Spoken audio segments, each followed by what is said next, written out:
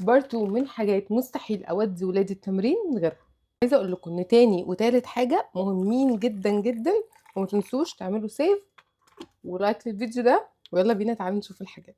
اول حاجه باخد معايا سناك زي موزه ومكسرات انا اللي محمصاها في البيت، عشان اتجنب اني اعدي على السوبر ماركت وانا مروحه، وفي نفس الوقت بعد التمرين ياكل حاجه صحيه. وتاني حاجه باخدها معايا وهي السبراي البلاستر ده.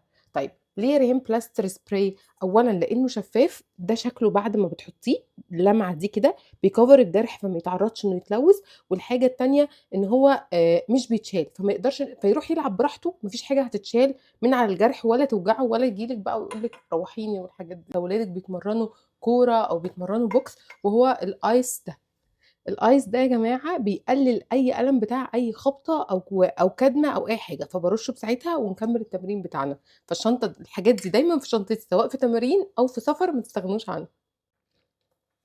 وعلى فكره البتاع ده طلع حلو قوي، جربوه.